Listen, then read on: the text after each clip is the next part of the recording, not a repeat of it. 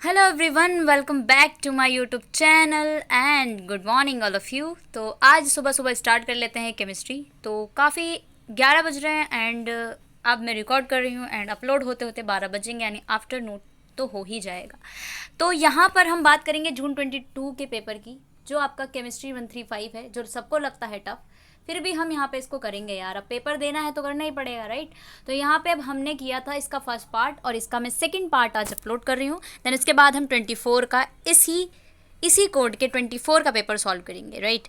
तो यार अब इतनी मैं मेहनत कर रही हूँ तो प्लीज़ यार सब्सक्राइब तो बनता है ना, तो सब्सक्राइब कीजिए एंड शेयर कीजिए अपने जूनियर्स को, सीनियर्स को एंड और जो बिल्कुल कुछ नहीं करता तो वो भी कर सकता है सब्सक्राइब। यार सब्सक्राइब करने में क्या जा रहा है ना, क्योंकि हम भी सब्सक्राइब करते हैं, आप भी सब्सक्राइब कीजिए। एंड स्टार्ट कर लेते हैं हम इसके सेकंड पार्ट से। पार्ट बी हमें करना है, तो जैसे कि आप लोग जिसने नहीं देखा है इसका पार्ट 1 वो जाके देख ले। पार्ट बी से हमें देखना है क्वेश्चन नंबर 8 से। तो जैसे कि आपको यहाँ पे दिख रहा है खूबसूरत राइटिंग में, आई मीन प्रिंटेड फॉर्म में, ठीक है। तो चलिए स्टार्ट कर लेते हैं। क्वेश्चन नंबर 8 का फर्स्ट पार्ट देखिए क्या कहता है। How can you convert butanoic acid to N di methyl butanamide, also give the mechanism of this reaction. आपको बताना है कि ब्यूटेनोइक एसिड, ठीक है, जहाँ पे ब्यूट यानी कि 4 कार्बन होंगे और एक आपका 1 2 3 4 इस तरीके से आप बना सकते हो जब आपको ना आए कुछ, ठीक है। तो ब्यूटेनोइक एसिड बनाओगे तो आप देख लो ब्यूट में कितने होते हैं, 4 कार्बन होते हैं, C डबल बॉन्ड OH, ठीक है। Butanoic acid that is butanoic acid, ठीक है। CH3 CH2 ये तो आप लगा लेना, ठीक है। हाइड्रोजन कितने लगेंगे, तो ये आपका होता है ब्यूटेनोइक एसिड से आपको बताना है NN di methyl butane amide, ठीक है। NN di methyl butane amide, कुछ अमाइड ग्रुप होगा, कुछ NN होगा और डाई मिथाइल यानी कि 2 CH3 ग्रुप लगे होंगे, ठीक है। सॉरी। तो यहाँ पे एंड इसके बाद आपको इसका मैकेनिज्म भी बताना है, ठीक है। उसके बाद इसके बी पार्ट में देखिए जी, थोड़ा सा देख लीजिए, गौर फरमाइएगा। What are होमोपॉलीसेक्राइड्स। होमोपॉलीसेक्राइड्स क्या होते हैं? होमो मतलब सेम, पॉलीसेक्राइड्स तो मैंने आपको बताया था, यानी सेम टाइप का शुगर जिसमें लगा हो उसको होमोपॉलीसेक्राइड्स कहते हैं। तो चलिए अब हम देख लेते हैं इसको आंसर में, ठीक है। नहा लिया। सो इसका आंसर ये है। तो अब आपको क्या करना है, ब्यूटेनोइक एसिड से NN डाइमिथाइल ब्यूटेनमाइड बनाना है। तो चलिए देख लेते हैं। रिएक्टिंग इट, देखो जब हम ब्यूटेनोइक एसिड्स को कन्वर्ट करेंगे NN डाइमिथाइल ब्यूटेनमाइड में, रिएक्शन कैसी होगी? आपको डाइमिथाइल अमाइन जो होगा, ठीक है, डाइमिथाइल अमाइन, ठीक है, आपको लिखना है dimethyl amine in the presence of dehydrating agent. कौन सा? Thionyl chloride. आपको SOCl2 की हेल्प से आपको ये रिएक्शन करानी है, तब आपका NN डाइमिथाइल बनेगा, ठीक है। तो आप रिएक्शन लिख सकते हैं, मैं आपको बता देती हूँ किस तरीके से रिएक्शन लिखी जाती है, ठीक है। आपको क्या करना है, dimethyl NN dimethyl bye reacting it with dimethyl in the presence of dehydrating agent, ठीक है। ब्यूटेनोइक एसिड लिखेंगे और ब्यूटेनोइक एसिड मैंने आपको बताया ना, ये है प्लस किससे रिएक्ट कराना है आपको? डाइमिथाइल अमीन से, ठीक है। तो अमीन लिख लो, डाइमिथाइल, ठीक है, ये लग गया CH3 और CH3, ये आपका डाइमिथाइल अमीन हो गया, ठीक है। डाइमिथाइल का मतलब 2 मिथाइल ग्रुप लगे हुए हैं और अमीन है, ठीक है। इससे जब आप रिएक्शन कराओगे किसकी हेल्प से? SOCl2 की हेल्प से, तब आपको मिलेगा डाइमिथाइल अमीन, सॉरी क्या मिलेगा? NN dimethyl ब्यूटेनमाइड। अमाइड होता है NH2, यहाँ पे NH3 लगा देना, ठीक है, NH2 और आपको मिलेगा NN, ठीक है, और आपके लगेंगे 2 मिथाइल ग्रुप CH3, ठीक है। इस तरीके से आपकी रिएक्शन होगी। तो आपको देखो अगर आता है ना कुछ तो आप स्ट्रक्चर बनाने की कोशिश कीजिए, किस तरीके से स्ट्रक्चर में बना सकते हो। ब्यूटेनोइक एसिड है यानी कि 4 कार्बन होंगे, ब्यूटेनोइक 5 होगा तो पेंटेनोइक हो गया, ठीक है। और मिथाइल का मतलब 1 ग्रुप हो गया, इथाइल का मतलब 2 ग्रुप हो गए कार्बन के। इस तरीके से आप लिखोगे, फिर थियोनाइल क्लोराइड की हेल्प से ये एक डिहाइड्रेटिंग एजेंट है, उसके हिसाब से डिहाइड्रेटिंग एजेंट को लगाओगे, फिर उसके बाद आपका बन जाएगा NN डाइमिथाइल अमीन। मैकेनिज्म की बात करते हैं अगर हम, तो सबसे पहले देखो मैकेनिज्म, सबसे पहले आप एक एसिड क्लोराइड बनाओगे, ठीक है। सबसे पहला मैकेनिज्म में जो पहला स्टेप होता है उसमें आपको बनाना है फॉर्मेशन ऑफ एसिड क्लोराइड, यानी ब्यूटेनिक एसिड को आपको थियोनाइल क्लोराइड से जब रिएक्ट कराओगे ना तो मिलेगा ब्यूटेनॉइल क्लोराइड। तो आप इस तरीके से ना मैकेनिज्म में लिख देना कि क्या क्या यहाँ पे आपका बनता है। सबसे पहले एसिड क्लोराइड बनेगा। कैसे बनाओगे? ब्यूटेनोइक एसिड का फॉर्मूला लिखना, आप उसको रिएक्ट कराना थियोनाइल क्लोराइड जो आपका SOCl2 है, उससे बनेगा आपका ब्यूटेनॉइल क्लोराइड, यानी आपका ब्यूट लिख देना और OCl2, ठीक है, दैट इज ब्यूटेनॉइल क्लोराइड, ठीक है, 4 कार्बन होंगे, है ना। तो ये आपका ब्यूटेनॉइल क्लोराइड यानी कि आपकी एसिड क्लोराइड का फॉर्मेशन हो चुका है। देन उसके बाद आप फॉर्मेशन ऑफ एसिड क्लोराइड ये हो गया, मैं ना अब ये देखो कुछ इस तरीके से दिखेगा ब्यूटेनॉइल क्लोराइड, है ना। ये देखो आप इस चैन में भी बना सकते हो, देखो 1 2 3, ठीक है, ये एक कार्बन ये रहा, दूसरा ये रहा, तीसरा ये रहा, चौथा ये रहा, उस पर Cl लगा हुआ है और डबल बॉन्ड O लगा हुआ है, दैट इज क्या, ये ब्यूटेनॉइल क्लोराइड है, ठीक है।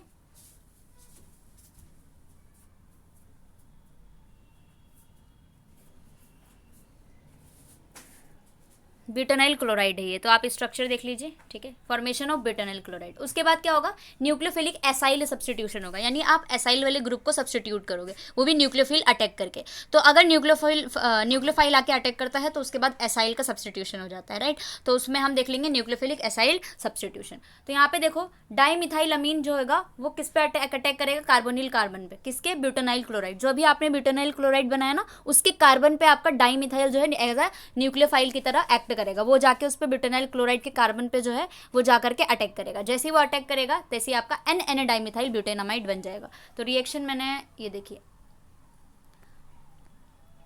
थोड़ा सा ये ब्लर है यार, बट फिर भी देखो मैं आपको यहाँ पे बता देती हूँ किस तरीके से अटैक होने वाला है ना।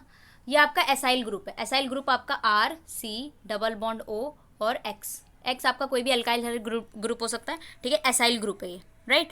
ये जा करके न्यूक्लियोफाइल आएगा इसके ऊपर, ठीक है। न्यूक्लियोफाइल क्या होता है, नेगेटिवली चार्ज होता है, और इलेक्ट्रोफाइल पॉजिटिवली चार्ज होता है। न्यूक्लियोफाइल आके अटैक करेगा, जैसे ही इस पर अटैक करेगा ना तो जो X है ना इसको ये सब्सटीट्यूट कर देगा, यानी इसको अपनी जगह से निकाल देगा, दिस इज, तो हम उसको सब्सटीट्यूशन कहते हैं। तो आ करके X को निकाल के यहाँ पे न्यूक्लियोफाइल जुड़ जाएगा, तो आपको थोड़ा बहुत दिख रहा होगा, है ना, यहाँ पे जुड़ जाएगा। जैसे ही जुड़ेगा, ठीक है, फिर लिविंग ग्रुप की तरह आपका जो R है वो लिविंग ग्रुप की तरह निकल जाएगा, और फिर आपका फॉर्मेशन हो जाएगा किसका, RC double bond O NU, ठीक है, nucleophilic acyl substitution reaction, that is.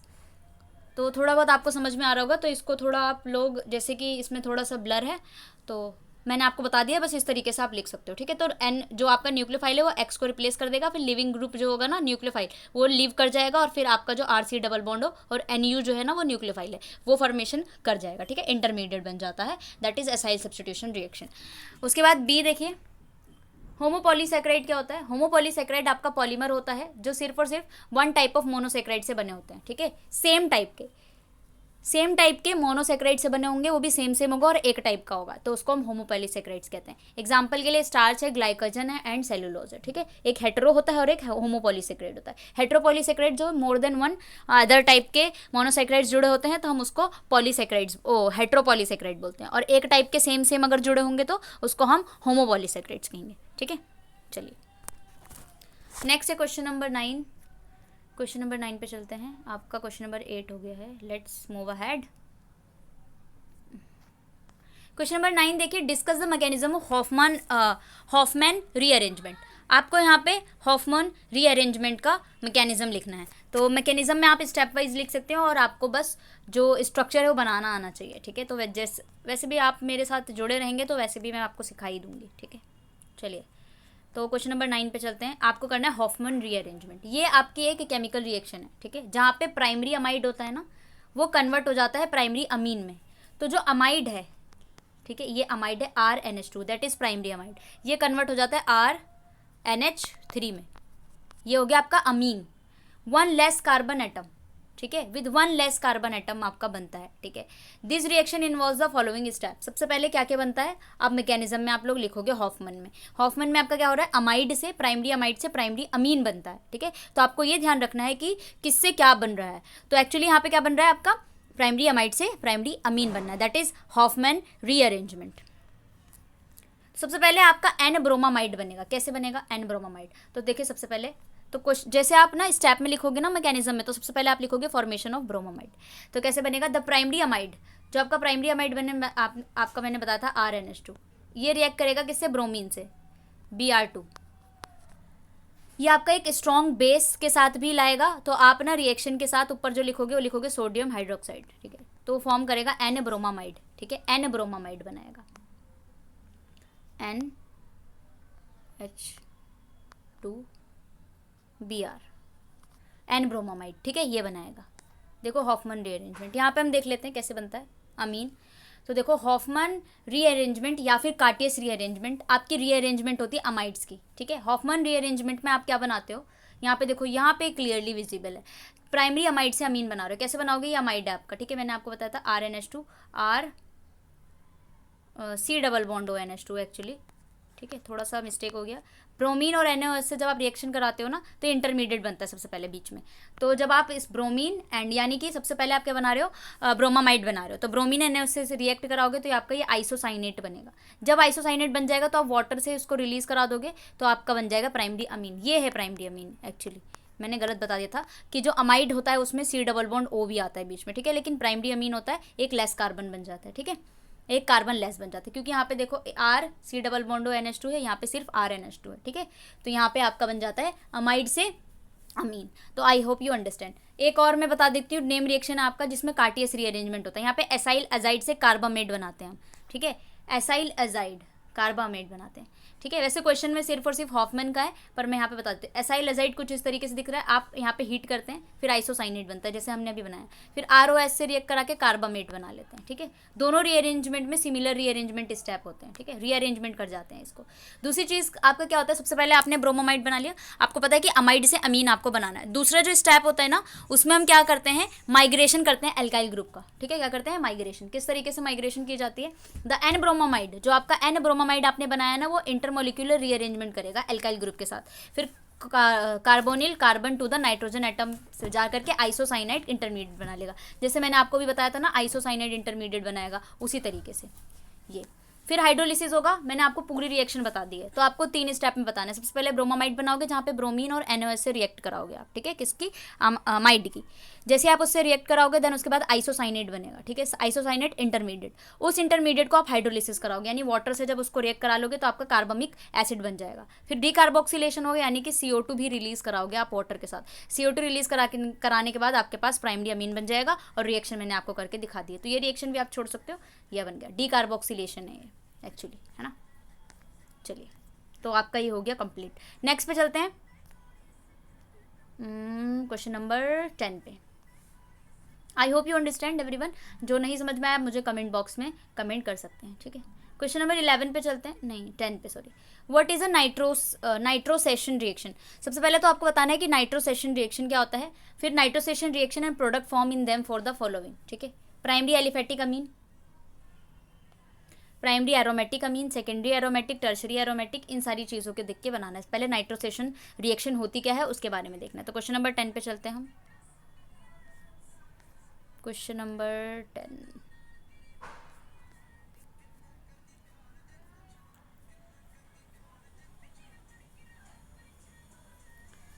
सबसे पहले आपको करना है, ठीक है, नाइट्रोसेशन रिएक्शन होता क्या है बेसिकली, एक केमिकल रिएक्शन होती है जहाँ पे नाइट्रोसो ग्रुप जो होता है ना वो कंपाउंड में ऐड हो जाता है। NO ग्रुप आपको ऐड करना है बेसिकली, उसको हम नाइट्रोसो ग्रुप कहते हैं, NO नाइट्रोसो ग्रुप ऐड कर देते हैं किसी कंपाउंड में, तब आपका जो प्रोडक्ट बनता है ना, उन टाइप ऑफ अमीन इन्वॉल्व, कितने टाइप ऑफ अमीन उसमें इन्वॉल्व किया था, प्राइमरी अमीन, टर्शरी, सेकेंडरी, इन सब के बारे में आपको लिखना है नाइट्रोसो ग्रुप को ऐड करके, तो उसको हम नाइट्रोसेशन रिएक्शन कहते हैं। जब अमीन ग्रुप में आपके कर लेते हो, NO ग्रुप को भी ऐड कर लेते हो, तो प्राइमरी अमीन के साथ किस तरीके से रिएक्ट करेगा, सेकेंडरी के साथ किस तरीके से रिएक्ट करेगा, और टर्शरी के साथ किस तरीके से रिएक्ट करेगा, ये सारी रिएक्शन आपको बेसिकली देखनी है, ठीक है। तो चलिए हम देख लेते हैं। सबसे पहले प्राइमरी एलिफेटिक, एलिफेटिक आपका जो होता है चेन वाली रिएक्शन होती है, ठीक है, एलिफेटिक, और एरोमेटिक के साथ भी करना है, प्राइमरी एलिफेटिक, ठीक है। ये तो आपका प्राइमरी अमीन है एरोमेटिक वाला। एलिफेटिक में आपको बस बेसिकली क्या करना है, ये जो आपका एलिफिकेशन चेन होती है ना, एलिफेटिक चेन यानी चेन रिएक्शन, उसमें यहाँ पे आपका प्राइमरी वाला अमीन दे रखा है, तो हम इससे नाइट्रोसो ग्रुप किस तरीके से करते हैं, बेंजीन डाइजोनियम क्लोराइड बनाते हैं, उसके बाद आपका बनता है। सबसे पहले देखो प्राइमरी अमीन के साथ ये एनिलीन है आपका, ठीक है, NH2 प्राइमरी अमीन है। आप रिएक्शन कराते हो NaNO2 और HCl से, किससे रिएक्शन कराते हो, NaNO2 NHCl से, फिर बेंजीन डाइजोनियम क्लोराइड बनता है। यहाँ पे ये आपका है N triple bond NCl, that is benzene diazonium chloride, इसको हम बोलते हैं। इस डाइजोनियम क्लोराइड में आपका बनता है जब आप प्राइमरी अमीन से रिएक्शन कराते हो। फिर सेकेंडरी अमीन से जब आप कराते हो ना, सेकेंडरी अमीन जिसको हम बोलते हैं पिपरिडीन, सेकेंडरी अमीन भी होता है ये, इससे अगर रिएक्शन कराओगे तो आपका N नाइट्रोसो अमीन बनेगा, ठीक है, सेकेंडरी के साथ। ये एरोमेटिक है, तो जैसे मैंने अभी आपको बताया था उस तरीके से बनेगा, ठीक है, सेकेंडरी वाला, प्राइमरी अमीन एंड सेकेंडरी अमीन।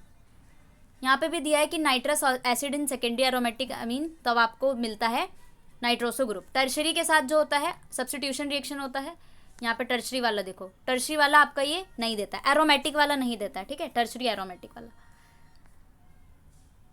उसके बाद देखिए आपका ये कौन सा है, conversion of aniline. I hope you understand. थोड़ा सा आप लोग देख लीजिएगा किस तरीके से करा है, पीडीएफ देखेंगे तो आपको समझ में आ ही जाएगा। क्या नेक्स्ट पे चलते हैं। टर्शरी नहीं करता है, प्राइमरी वाला बना लेता है आपका। जब प्राइमरी वाला एरोमेटिक है ना, जब प्राइमरी से आप रिएक्शन कराते हो तो नाइट्रोसो ग्रुप के साथ वो डाइजोनियम क्लोराइड बना लेता है। सेकेंडरी वाला नाइट्रोसो अमीन बनाता है, टर्शरी वाला रिएक्ट नहीं करता है, ठीक है। बेसिकली ये आपका ओवरव्यू है। How can you convert aniline to the following compound. आपको बताना कि एनिलीन से फिनॉल कैसे बनाओगे, क्लोरोबेंजीन, आइडोबेंजीन और बेंजीन कैसे बनाओगे, ठीक है। क्वेश्चन नंबर 11 का है वो आंसर। तो सबसे पहले आपको देखना है एनिलीन से आप फिनॉल किस तरीके से बना रहे हो, तो आपको पता होना चाहिए कि किस तरीके से कौन सा रिएजेंट हम यूज़ करें जिससे एनिलीन से फिनॉल बन जाए, राइट। तो चलिए उस पर चलते हैं।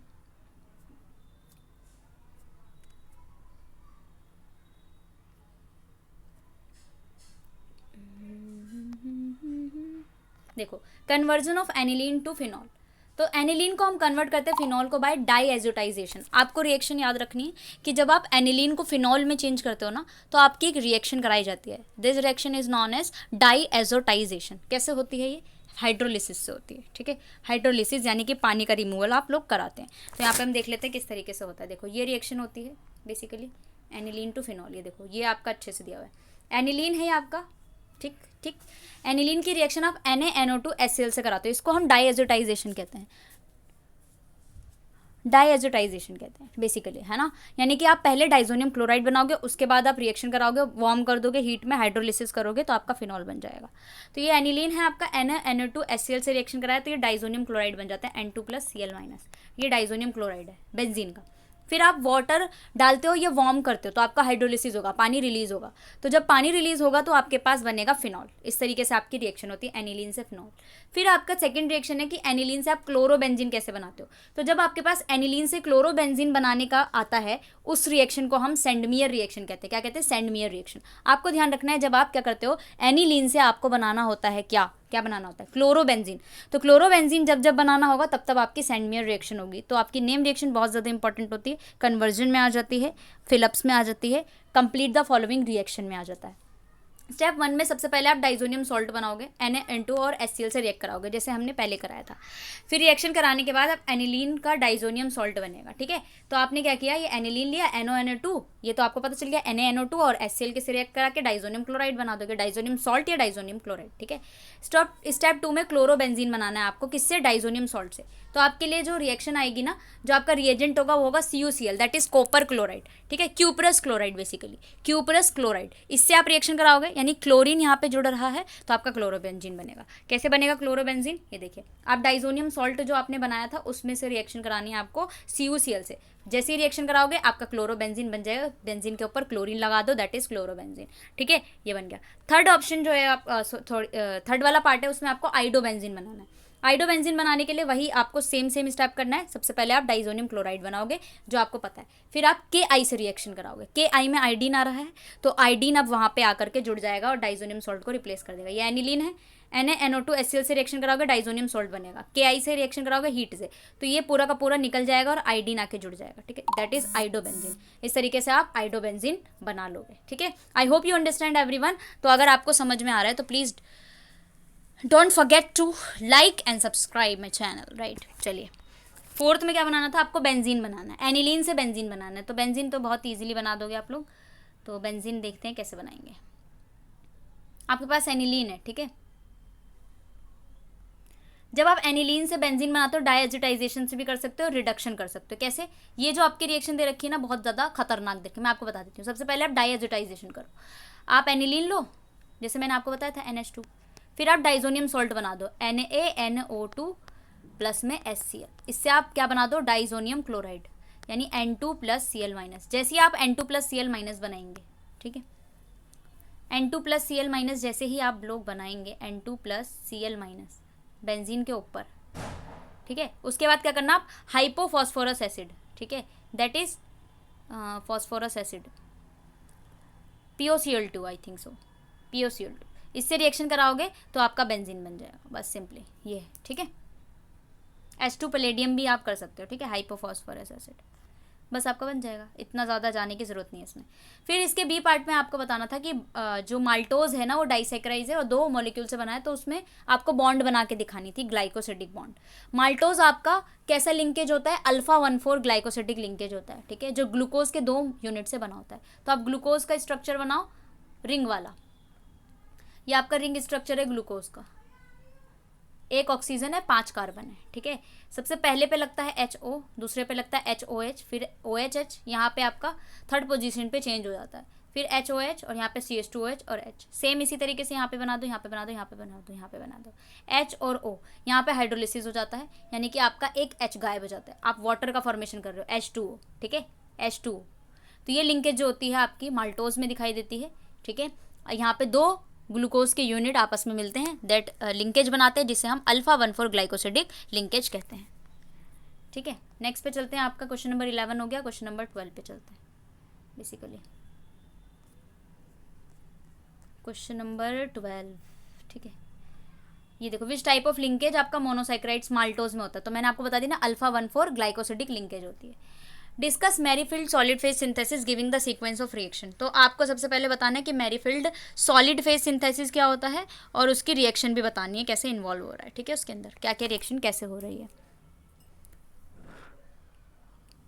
ओके, चलिए चलते हैं हम क्वेश्चन नंबर 12 के। क्वेश्चन नंबर 12 यही है, डी प्रोटेक्शन। चलिए सबसे पहले हम बात कर लेते हैं मैरीफिल्ड सॉलिड फेज सिंथेसिस क्या होती है। ये एक ऐसी टेक्निक होती है जहाँ से आप पेप्टाइड्स बनाते हो, ठीक है, जहाँ पे आप क्या बनाते हो, पेप्टाइड्स बनाते हो। तो ये सॉलिड फेज सिंथेसिस, मैरीफिल्ड नाम था साइंटिस्ट का, उन्होंने अपने पे लिखा था कि सॉलिड फेज सिंथेसिस हम पेप्टाइड की सिंथेसिस करेंगे, तो इसीलिए उन्होंने अपने ही नाम पे लिख दिया मैरीफिल्ड सॉलिड फेज सिंथेसिस। यहाँ पे पेप्टाइड्स बनाते हो। इसके अंदर क्या होता है, फर्स्ट अमीनो एसिड्स जो होते हैं ना, it involves attaching the first amino acid to an insoluble solid support. आपका जो पहला अमीनो एसिड्स होते हैं कि यानी कि जो पेप्टाइड बॉन्ड बनते हैं, कई सारे अमीनो एसिड्स की चेन को मिला करके बनते हैं पेप्टाइड्स, ठीक है, आपको पता है कि पेप्टाइड्स ऐसे ही बनते हैं। तो उसमें जो पहला वाला अमीनो एसिड्स होगा ना, उसको हम सपोर्ट देने के लिए एक सॉलिड रेजिन से उसको हम अटैच करेंगे, उसका नाम एक रेजिन है सपोर्ट के लिए। And then adding subsequent amino acid 1 by 1। पहले हम सपोर्ट दे देंगे उसको एक रेजिन से अटैच करके, जो पहला अमीनो एसिड है, उसके बाद 1 by 1 अमीनो एसिड ऐसे लगाएंगे चेन में, फिर आपका पेप्टाइड बनेगा।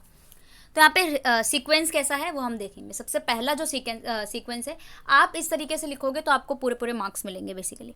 सबसे पहले attachment of the first amino acids. पहले अमीनो एसिड्स में आप अटैचमेंट करोगे, किस चीज़ का अटैचमेंट करोगे, उस सारी चीज़ें आपको यहाँ पे लिखनी है।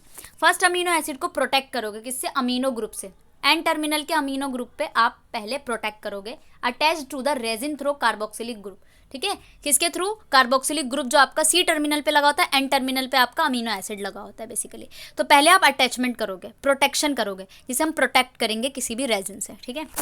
चलिए उसके बाद रिएक्शन देख लो। जो रेजिन है वो आपका BOC है, ठीक है, ये आपका अमीनो एसिड है, मान लो ये अमीनो एसिड OH है, आपने रेजिन OH डाल दिया तो बन गया BOCAA रेजिन, ठीक है, क्या बन गया, BOCAA रेजिन, ठीक है, अमीनो एसिड है ये, BOC है, और रेजिन आपने प्रोटेक्शन के लिए लगा दिया, और वाटर, ठीक है। वेयर BOCAA क्या है, प्रोटेक्टेड अमीनो ग्रुप। आप देख लो क्या है ये, BOCAAOH, ये आपका N प्रोटेक्टिव अमीनो एसिड, यानी N टर्मिनल पे आप प्रोटेक्शन लगा रहे हो ताकि वो अच्छे से पेप्टाइड बन पाए, ठीक है। रेजिन है आपका OH, रिएक्टिव हाइड्रोक्सिलिक ग्रुप है उसके पास, ठीक है, रेजिन OH, BOCAOH रेजिन। फिर आप करोगे deprotection. N terminal protecting group जो होता है ना आपका BOC, जो आपने एन टर्मिनल पे लगाया था ताकि प्रोटेक्ट कर सके आपका, उसको रिमूव करोगे फ्री अमीनो एसिड से, ठीक है, आप उसको रिमूव करोगे तो कैसे रिएक्शन बनेगी, जो आपने BOC रेजिन बनाया था इसको रिप्लेस करोगे, डी प्रोटेक्शन करोगे, किसकी हेल्प से, TFA की हेल्प है। अभी हम देखेंगे कि TFA क्या है। फिर आपका बन जाएगा HAA रेजिन प्लस BOC और TFA अलग हो जाएगा, ठीक है, इसको हम डी प्रोटेक्शन कहते हैं। TFA आपका क्या है, ट्राईफ्लोरो एसिटिक एसिड, ठीक है। डी प्रोटेक्शन के लिए आप किसका यूज़ करते हो, ट्राईफ्लोरो एसिटिक एसिड, ठीक है। फिर आप कपलिंग करोगे। कपलिंग कैसे करोगे, नेक्स्ट अमीनो एसिड को प्रोटेक्ट करोगे दोबारा से। सबसे पहले आपने प्रोटेक्शन किया BOC से, उसके बाद आपने डी प्रोटेक्शन किया। मैरीफिल्ड सॉलिड फेज सिंथेसिस को समझने की कोशिश करो। सबसे पहले प्रोटेक्शन करोगे अमीनो एसिड में जहाँ पे BOC आप रेजिन लगा रहे हो, उसके बाद आप डी प्रोटेक्शन करोगे जहाँ पे आप TFA का यूज़ कर रहे हो। उसके बाद कपलिंग करोगे। कपलिंग कैसे करोगे? The next amino acid protect करोगे एन टर्मिनस पे, ऐड करोगे couple free amino group of first amino acid पे कपल ऐड कर दोगे। ठीक है, चलो देख लेते हैं। कपलिंग रिएक्शन कैसे होगी? पहला वाला अमीनो एसिड है AA1 का मतलब है पहला वाला अमीनो एसिड जो कि प्रोटेक्टेड है रेजिन से। BOC AA2 दूसरा वाला है जो कि OS से प्रोटेक्टेड है। DCC लगाओगे आप कपलिंग के लिए, तो BOC AA2 AA1 resin plus DCU और H2O रिलीज होगा। DCC क्या है आपका? Di cyclohexyl carbamide. ठीक है, और DCU क्या है? Di cyclohexyl urea. ठीक है, नाम याद नहीं हो तो यार तो आप शॉर्ट फॉर्म लिख देना DCC या DUU। अगर आप फुल फॉर्म लिख देते हो ना अलग से तो फिर एग्जामिनर खुश हो जाएगा कि हाँ बच्चा पढ़कर आया है। बट स्टिल अगर आपको नहीं याद हो रहा है तो आप DCC DCU का यूज़ कर सकते हो। ठीक है, फिर आप रिपीट करोगे। सबसे पहले क्या करा? प्रोटेक्शन, एन टर्मिनल पे प्रोटेक्शन किया BOC का। ठीक है, प्रोटेक्ट करने के बाद डी प्रोटेक्शन करोगे। डी प्रोटेक्शन के लिए आप किसका यूज़ कर रहे हो? TFA का। उसके बाद क्या करोगे? कपलिंग। कपलिंग के लिए DCU और DCC का यूज़ करोगे। ठीक है, जैसे ये यूज़ करोगे आप रिपीट करोगे क्वेश्चन को। स्टेप 2 और 3 को रिपीट करोगे, ये सब्सिक्वेंट अमीनो एसिड को फिर एक्सटेंड होती रहेगी पेप्टाइड चेन। अब आप बार बार प्रोटेक्शन कर रहे हो, डी प्रोटेक्शन, कपलिंग, अब एक लंबी सी चेन बन जाएगी। ठीक है, और फिर आपको एक डिज़ायर सीक्वेंस मिल जाएगा। ठीक है, आपको डिज़ायर सीक्वेंस मिल जाएगा। अब पूरी पेप्टाइड बन गई। उसके बाद कंप्लीट पेप्टाइड को आप क्लीवेज करोगे। अब उसमें से आप देखोगे कि कितनी बड़ी मुझे चाहिए पेप्टाइड। बहुत लंबी पेप्टाइड आपने बना दी, प्रोटेक्शन के बाद अच्छे से उसको पेप्टाइड की फॉर्मेशन कर दी। अब क्लीवेज करोगे लास्ट स्टेप। तो 5 स्टेप आपको ध्यान में रखने। सबसे पहला प्रोटेक्टेड, यानी प्रोटेक्शन करोगे, फर्स्ट अमीनो एसिड का प्रोटेक्शन करोगे एन टर्मिनल पे with the help of BOC। ये लाइन लिख दोगे ना यार, बस नंबर मिल गए। अगर आपको रिएक्शन भी नहीं आ रही है बस। दूसरे में क्या करोगे? D protection. डी प्रोटेक्शन करोगे पहले अमीनो एसिड्स का with the help of TFA, right. Third पे क्या करोगे? आप कपलिंग कर रहे हो। कपलिंग कर रहे हो with the help of DCC DCU। ठीक। फोर्थ में क्या करो? रिपीट, यानी स्टेप 2 स्टेप 3 को रिपीट करोगे और फिर आपको पेप्टाइड मिल जाएगी, है ना। फिफ्थ में क्लीवेज करोगे। अब जो आपको कंप्लीट पेप्टाइड मिला है ना, उसको रेजिन से क्लीव कर दोगे एंड प्रोटेक्टिंग ग्रुप को आप क्या कर दोगे? रिमूव कर दोगे। जो आपने पहले प्रोटेक्टिंग ग्रुप लगाया था ना, उसको रिमूव कर दिया आपने, क्योंकि अब आपने पहले ही प्रोटेक्शन करके लंबी सी चेन बना ली। अब आप उस प्रोटेक्टिंग ग्रुप को रिमूव कर दोगे, फिर आपको पूरी की पूरी चेन मिल जाएगी, फाइनल प्रोडक्ट। ठीक है, इस तरीके से आपका पूरा होगा। ठीक है ना। आई होप यू अंडरस्टैंड एवरीवन। तो ये मैरीफिल्ड सॉलिड फेज सिंथेसिस था। 5 के 5 स्टेप आपको याद रखने। उसके बाद चलते हैं नेक्स्ट में। Let's move ahead. Question number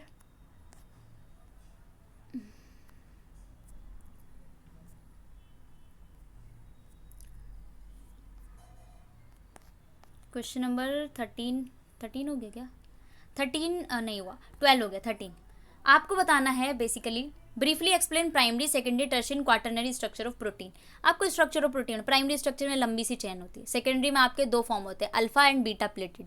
tertiary में बहुत ज़्यादा आपने 3D बना दिया, क्वाटरनरी में और ज़्यादा कोइल्ड बना दिया। ठीक है, जहाँ पे आपका हीमोग्लोबिन बनता है। ठीक है, बस एक एक एग्जाम्पल दे देना, that is more than enough for 4 marks. 4 marks में एक डेफिनेशन, एक लाइन की डेफिनेशन, एक लाइन की मत लिखना यार, थोड़ी सी प्यार से लिख देना और एक एक एग्जाम्पल दे देना सबका, और आपका पूरे 4 मार्क्स मिल जाएंगे।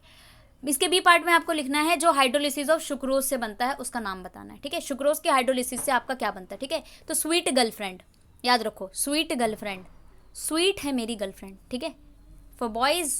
ठीक है, सबको पता होगा किसकी गर्लफ्रेंड स्वीट है, किसकी चुड़ैल है ना, पता होगा ना एवरीवन। चलिए, तो इसमें स्वीट गर्लफ्रेंड से याद रखना, स्वीट से सुक्रोज, गर्लफ्रेंड से ग्लूकोज एंड फ्रक्टोज। जब आप सुक्रोज की हाइड्रोलिसिस कराते हो तो बेसिकली आपको ग्लूकोज एंड फ्रक्टोज मिलता है। ठीक है, तो चलिए आंसर भी देख लेते हैं साथ साथ में 13 का। ये हमने कर लिया है, प्रोटेक्शन मैरीफिल्ड हमने कर लिया। 13 पे चलते हैं। देखो प्राइमरी स्ट्रक्चर क्या होता है अमीनो एसिड्स का। बेसिकली आपको चेन ही बनाना है, sequence of amino acid in polypeptide chain. Amino acid की सीक्वेंस जोड़ते गए लीनियर सी चेन बन गई। तो आप ये भी लिख सकते हो कि पहली जो होती है अमीनो एसिड जिसको हम एन टर्मिनल कहते हैं, लास्ट में आपका कार्बोक्सिलिक ग्रुप होता है जिसको हम C टर्मिनल कहते हैं। तो आपका प्राइमरी स्ट्रक्चर है बिल्कुल चेन की फॉर्म में हो गया। दूसरी सेकेंडरी स्ट्रक्चर क्या होता है? Secondary structure local folding. आप पॉलीपेप्टाइड चेन को लोकल सी फोल्ड कर दो, एक अल्फा हेलिक्स बना देते हो, दूसरा बीटा शीट्स बना देते हो। ठीक है, अल्फा हेलिक्स में आप इस तरीके से बनाते हो, शीट में आपका एक प्लेन शीट होता है। ठीक है, इस तरीके से। टर्शियरी में क्या होता है, जो आपका ओवरऑल 3 डायमेंशनल शेप बनता है। पॉलीपेप्टाइड चेन को ऐसे मरोड़ दो कि वो 3D शेप में बन जाए, determined by interaction between amino acid chain. Quaternary structure, आपका जो मल्टीपल पॉलीपेप्टाइड चेन होंगी सब यूनिट्स, उसको इस तरीके से मोड़ो एक फॉर्म ऑफ फंक्शनल प्रोटीन बन जाए। ठीक है, वो आपका क्वाटरनरी स्ट्रक्चर होता है। बहुत ज़्यादा आपने फोल्ड कर दिया। ठीक है, नेक्स्ट हाइड्रोलिसिस ऑफ सुक्रोज से आपको मिलता है ग्लूकोज एंड फ्रक्टोज यानी स्वीट, GF, ठीक है, यानी ग्लूकोज एंड फ्रक्टोज। रिएक्शन भी आप देख सकते हो, सुक्रोज, हाइड्रोलिसिस यानी कि वाटर, जैसे हाइड्रोलिसिस करोगे आपकी GF मिल जाएगी, ठीक है, that is glucose and fructose, और ये स्वीट।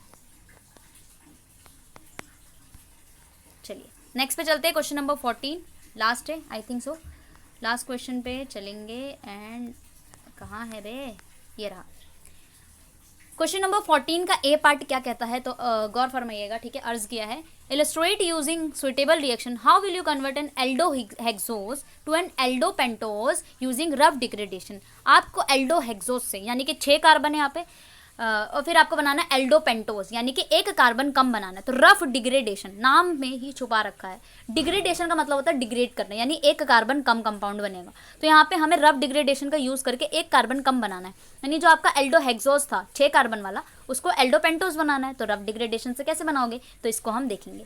फिर आपका बी पार्ट में है, name the monosaccharides unit which are link together in cellulose. आपको मोनोसेक्राइड यूनिट का नाम बताना है जो कि सेलुलोज में लिंक होते हैं, ठीक है। चलो दोनों आंसर कर लेंगे, फिर आपका ये डन हो जाएगा, ठीक है। फिर हम 24 का भी करेंगे, कैसे, रफ डिग्रेडेशन एल्डोज, ठीक है। रफ डिग्रेडेशन एक ऐसा मेथड होता है जो एल्डोज को हम एल्डोज फॉर्म में ही बनाते हैं, लेकिन 1 कार्बन कम बनाते हैं, ठीक है। एल्डोज को एल्डोज में ही बनाते हैं, देखो, aldose into aldose with 1 fever, fever वाला फीवर नहीं, फ्यूअर, दैट इज कम कार्बन, ठीक है, वो फीवर नहीं कि फीवर हो गया इसको, राइट। द स्टेप इन्वॉल्व, सबसे पहले आप ऑक्सीडेशन करते हो, कैसे करते हो, जैसे करते हैं aldose is oxidised to an aldonic acid using bromine water. तो आप क्या करते हो, सबसे पहले ऑक्सीडेशन करते हो, कैसे ऑक्सीडेशन करते हो, जो आपने एल्डोज लिया है ना उसको ऑक्सीडाइज करते हो, किसके साथ, एल्डोनिक एसिड के साथ, और ब्रोमीन वाटर लगाते हो। चलो लगा लेते हैं यार, एल्डोज, एल्डोज लिया आपने, Br2 से रिएक्ट करा है, वाटर से रिएक्ट करा, एल्डोनिक एसिड एंड 2HBr आपका पास बन गया।